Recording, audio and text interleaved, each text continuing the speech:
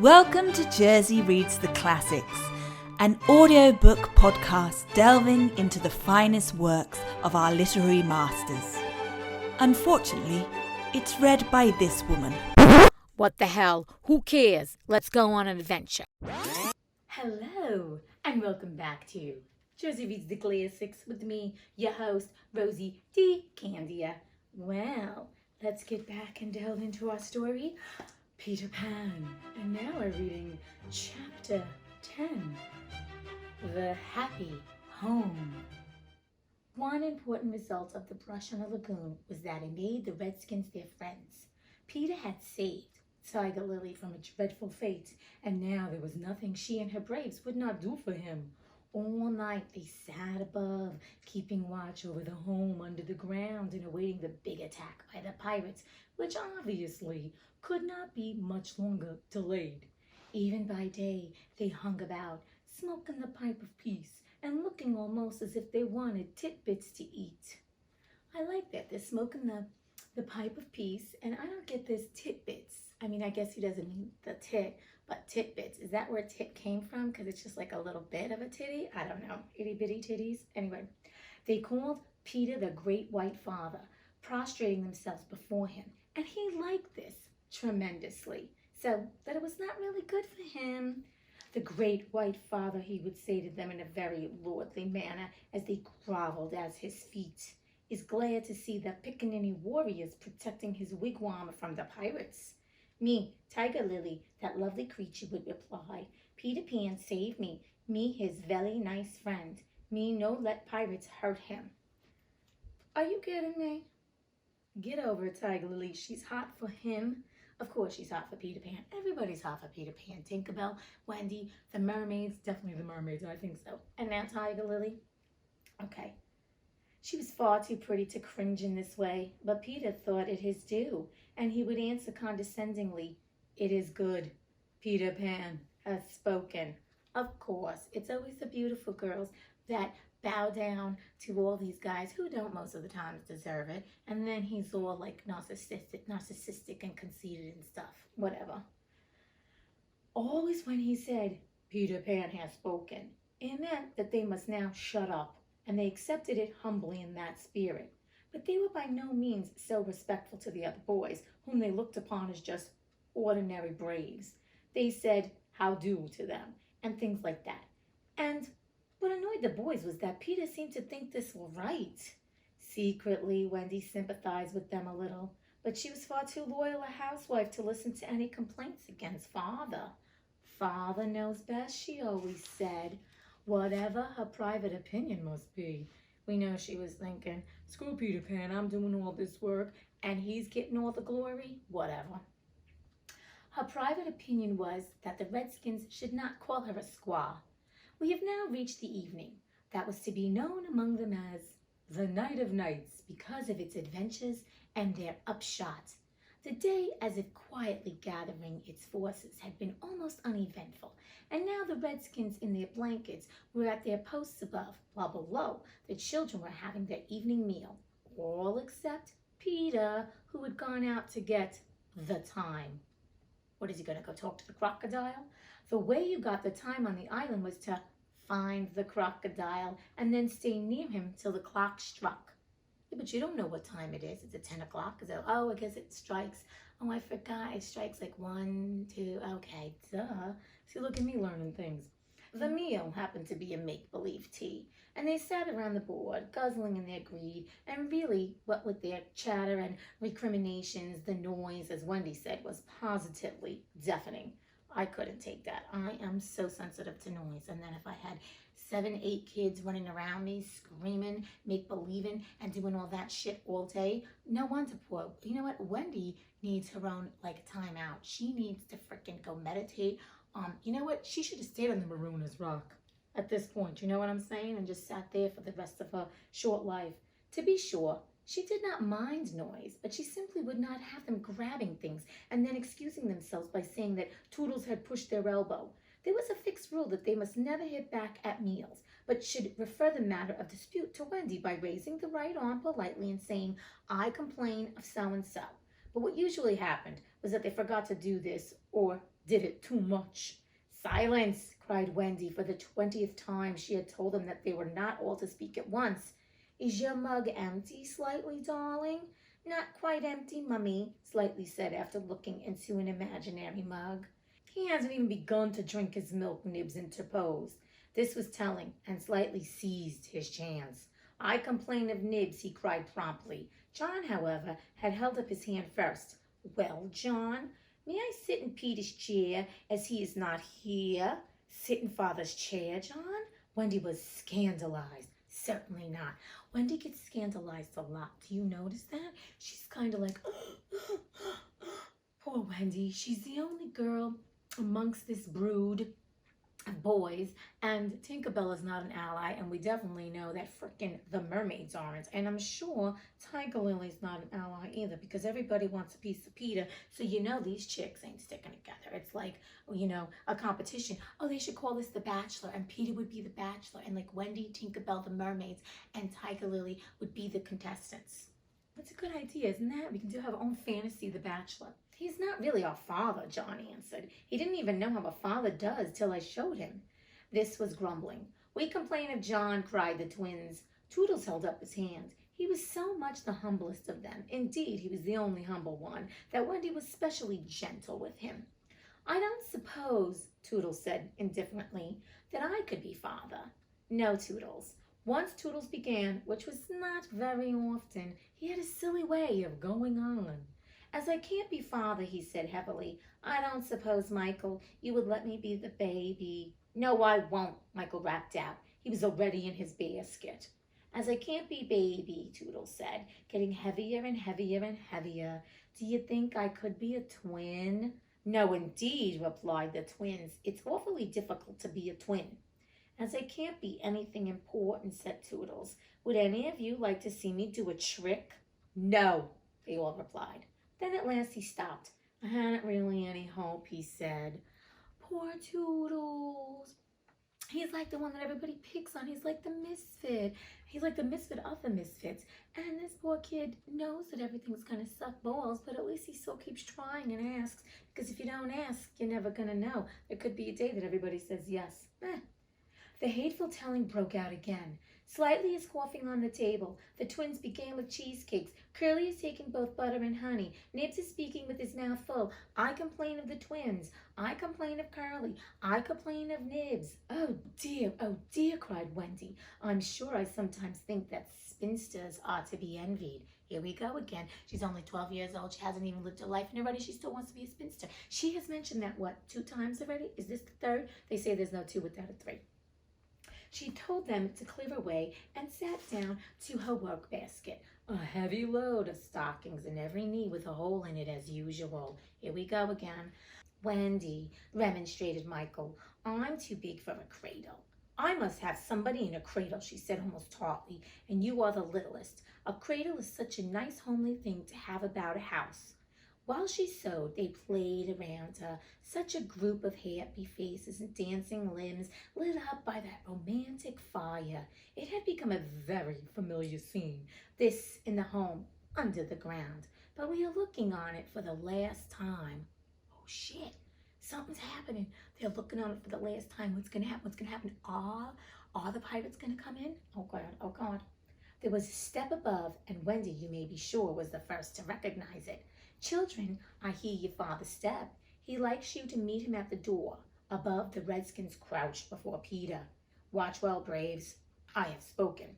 And then, as so often before, the gay children dragged him from his tree, as so often before, but never again. He had brought nuts for the boys, as well as the correct time for Wendy. Peter, you just spoil them, you know, Wendy simpered. Ah, old lady, said Peter, hanging up his gun. Peter has a gun. Where did Peter get the gun from? Is it a make-believe gun? It did not say make-believe. And now he's calling her old lady. Boy, Peter has really learned how to be not the best husband and father. Ah, old lady, Peter's got a gun. Everybody go on the run, I'll tell you that much. It was me told him mothers are called old lady, Michael whispered to Curly. Oh, thanks, Michael. I complain of Michael, said Curly instantly. The first one came to Peter. Father, we want to dance. Dance away, my little man, said Peter, who was in high good humor. But we want you to dance. Peter was really the best dancer among them, but he pretended to be scandalized. Me? My old bones would rattle. And Mummy, too. What? Cried Wendy. The mother of such an armful? Dance? She means she wasn't scandalized? Oy. But on a Saturday night, slightly insinuated. It was not really Saturday night. At least it may have been, for they had long lost count of the days. But always, if they wanted to do anything special, they said this was Saturday night, and then they did it. Of course it is Saturday night, Peter, Wendy said, relenting. People of our figure, Wendy?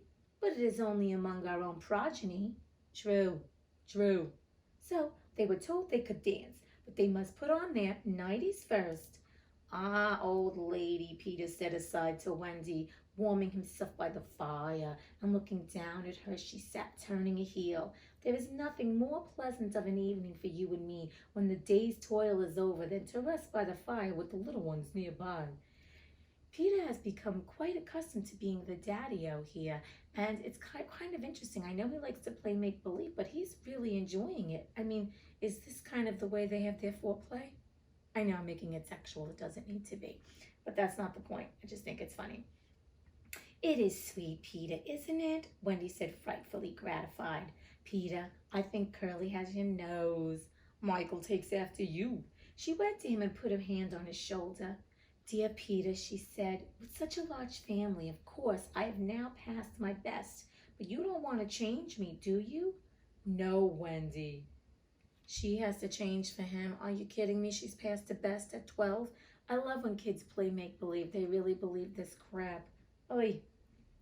Certainly he did not want to change, but he looked at her uncomfortably, blinking, like one not sure whether he was awake or asleep. Peter, what is it? I was just thinking, he said, a little scared.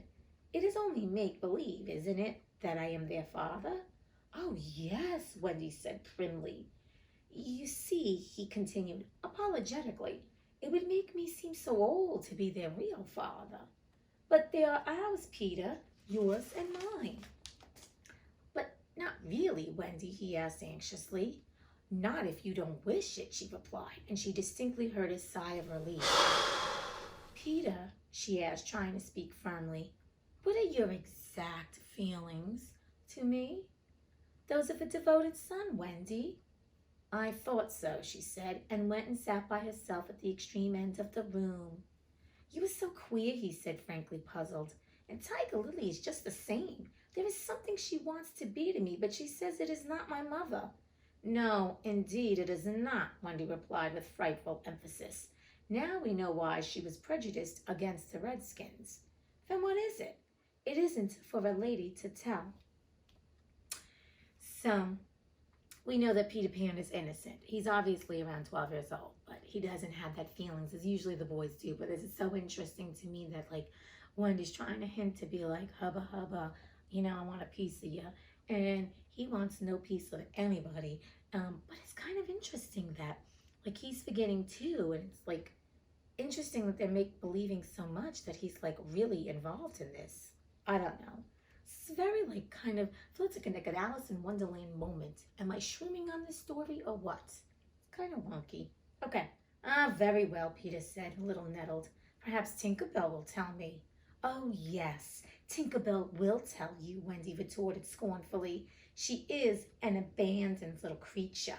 Here Tink, who was in a bedroom eavesdropping, squeaked out something impudent. She says she glories in being abandoned, Peter interpreted. He had a sudden idea. Oh, perhaps Tink wants to be my mother.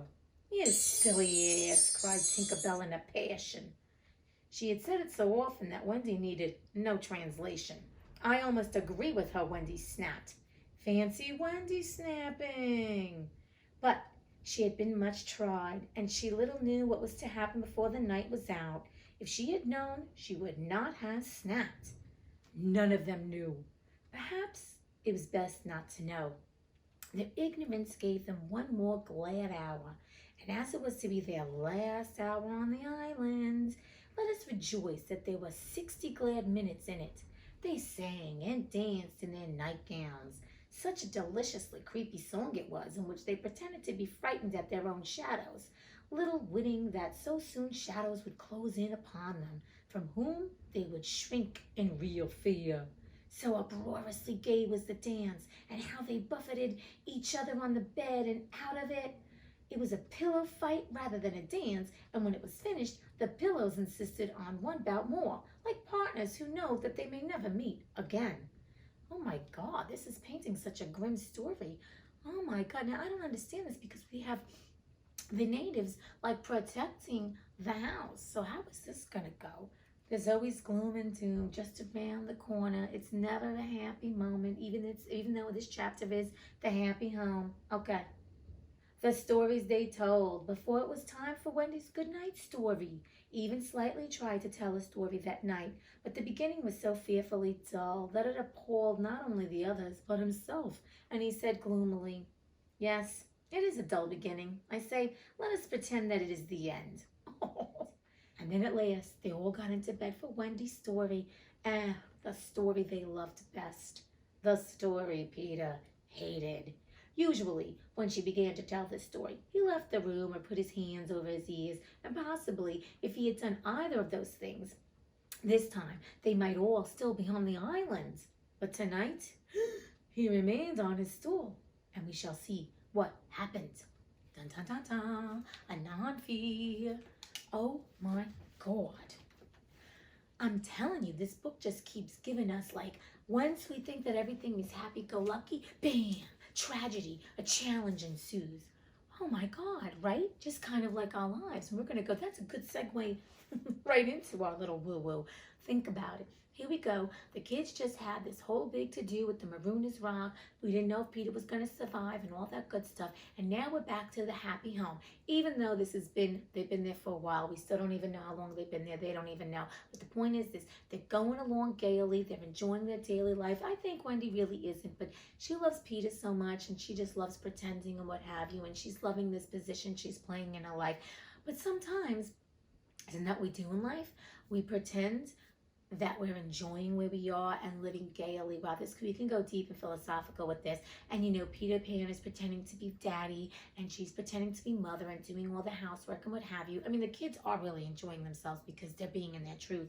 And then they're just going along like everything's fine and everything's cool and copacetic, but it's not really, right? It's all a facade because Wendy has feelings for Peter. And then when she confronts Peter about it, he's like, meh, nah, I don't. So, you know, this whole pretending can only go on for so long. And now we're waiting because something is going to happen, right?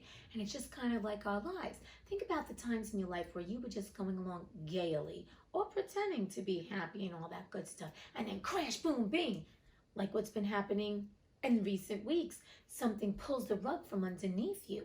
And the way I look at it is, I mean, we don't know what's going to happen next, but I think we know because we know the pirates are obviously hot to get them and to take Wendy as the mother and to make the kids walk the plank or whatever they want to do. The point is this, how we get so caught up and enraptured and sometimes pretending that we're happy and doing our dull life and routine. And this was very routine for Wendy.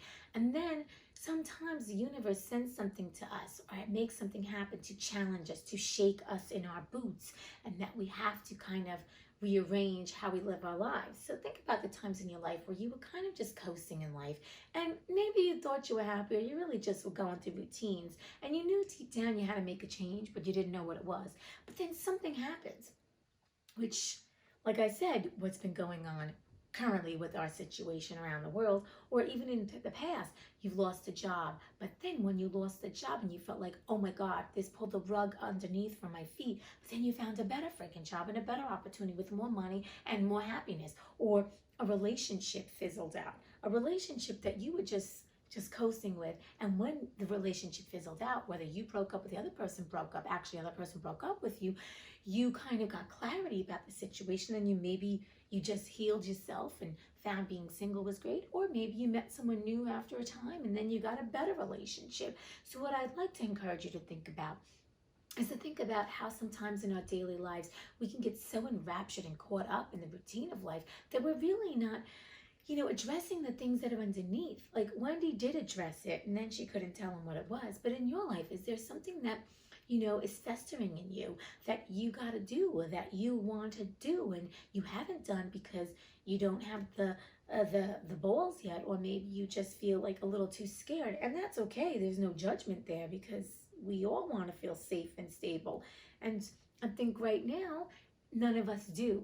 And the thing is in life is, there's not really always security, even when you think like, I'm going to do this job. There's that saying, we make plans and God laughs. And when I mean God, I just mean universe, whatever. Take it any way you like. You can believe in whatever you like, because this isn't about belief systems or not, okay? It's just a saying. But the point is this: we have these visions of grandeur, or just visions in our life, that we think we're going to do these certain things. And then when we get to doing it, we don't really think about, like, is it really what I want and what it was cracked up to be? Like, is Wendy's life really what it's cracked up to be? Am I truly happy? Is this really feeding my soul on every level? Or we get so caught up in it that we've forgotten, or whatever we're doing, that we've forgotten that there are other things that we wanted to do and we haven't done them, because we're so stuck into the routine of what we're doing, and we're stuck in our fear, or we're stagnant, that we're not pursuing other things that brought us happiness. So I really want you to think about the things that bring you joy. And I know that going through a tumultuous time and challenging times, even though it is hard to stay positive and to focus on the good, maybe now's a good time to get clear as to what you could do in your own life to give you some clarity, and what you can do to find the joy within yourself, and what you'd like to do when things become a little bit different, where you can find some stability and security. And is there something in your life, in your daily habits, you'd like to change, or you can change right now, to bring back a spark so you don't feel like you're in a routine, or to find something that brings you joy again and gives you that happiness? And now, I don't want to say that you weren't happy before, but maybe to reflect back on your life prior to everything that's been happening in the world today at this moment. What maybe you were in a routine, and maybe you didn't realize, like, wait a second, I really didn't love that job. It was time for me to leave. Or, you know what, that was a friendship that needed to fizzle out. Or this was a relationship that I no longer want. And it's okay. That's the point. So, think outside the box. Take the time and think about what it is in your life that works for you and doesn't work for you, and how you can go about the changes and, changing that up. I think it's really important we can all we are creatures of habit, but life isn't very assured. And now I think we've all been shaken to our cores to know that nothing is safe. We are never truly safe. And I don't mean that in it's just that life is an adventure. Like Peter Pan, like Alice's Adventures in Wonderland. It is an adventure, and we don't know what's going to come around for us. And so we don't want to live in fear and in anxiety and worry. But what I'm going to say is, the time that you can sit down and think about what brings you joy, and how you can ignite that fire in you, and to follow the things that bring you joy. And also remember to expect the unexpected, because that's what an adventure does, right? If you were told right now, from here to the day you pass, which hopefully is many years from now, everything that was going to happen to you, it would be pretty dull. Trust me. You'd be like, well, then there was the joy in it. So the wonderful things that have happened to us, think about the wonderful things that happened to you, right? When the moment when you received it, you didn't know. It was like the spontaneous gift, or whatever it was, that you're just like, oh my God, I could have never imagined this. But if you had known about it prior, hello, you'd be like, yeah, and I expected that was coming, so big deal. So I think with the good comes the bad. It's the ups and downs of life, right? It's like a roller coaster. In that movie Parenthood that was made with Steve Martin, oh my God, what, in the 90s? That, the old lady says life is like a roller coaster. When you feel like you're getting anxious, just see yourself on a roller coaster.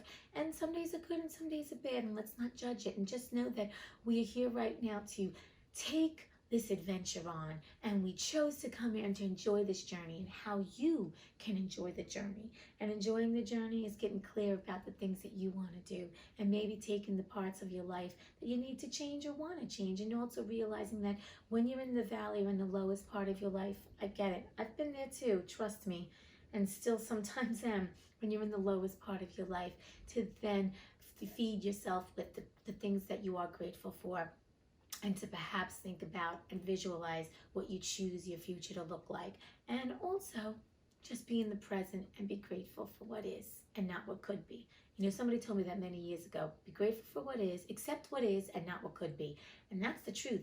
If you accept everything that's going on around you and surrender to it, you will find that you will have inner peace, calm, and serenity, because you know what? You're not fighting.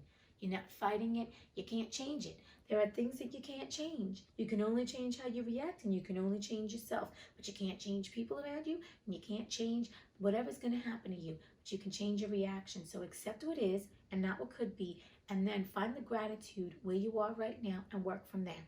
All right, my friends, there's a lot to think about. This book, once again, never know where these chapters are going to bring us and where I'm going to go tangent-offing on, but we did. So anyway, I hope you are staying healthy, sane, and blessed, and knowing that I'm sending you lots of love, peace, joy, bliss, magic. You know I believe in magic.